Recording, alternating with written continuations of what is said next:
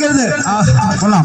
കസേരയുടെയാണോ അളവ് അതോ ഇരിക്കുന്ന സുന്ദരിയുടെ ആണോ അളവ് എന്നെനിക്കറിയില്ല. എന്തായാലും ഇത് മിക്കവാറും പൊളയ്ക്കും. വീണ്ടും അളവെടുക്കുകയാണ്. ഒരു 5 അടി പുറകിലോട്ട് നടക്കുന്നു. ഒരു 5 അടി പുറകിലോട്ട് നടക്കുന്നിട്ട് വലത്ത് മാറി ഇടത്ത് മാറി ആ വീശി എറിഞ്ഞ് ചാടി കയറി ഒന്ന് പൊട്ടങ്ങിട്ട് സ്വന്തം ഭാര്യ ഒന്ന് ഓർമ്മിച്ചാൽ മതി. സ്വന്തം ഭാര്യ ഓർമ്മിച്ചാൽ മതി. ഏകദേശം സുന്ദരിയുടെ നെറ്റിയിലേക്ക് എത്തിച്ചേർന്നിരിക്കുകയാണ്. കാണാനൊന്നും സാധിക്കുന്നില്ല, എന്തായാലും അതുറപ്പാണ്. ഒരു പൊട്ടു തുടങ്ങുന്ന ഒരു ചന്തം. ഇങ്ങനെയാണെങ്കിൽ ഭാര്യ കല്യാണത്തിനും പോയി തിരിച്ചും വരും.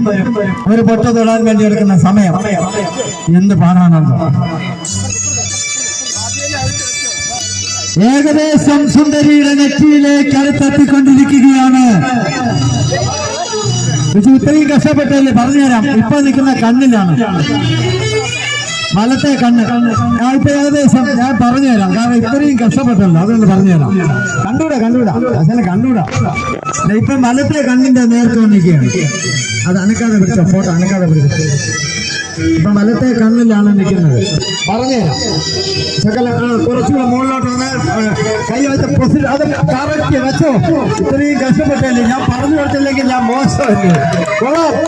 അവനൊന്നും നിങ്ങൾ അർഹിക്കുന്ന കാരണം ഇത്രയും ഇവിടെ ഇരിക്കുന്ന മുഴുവൻ ആരാധകരെയും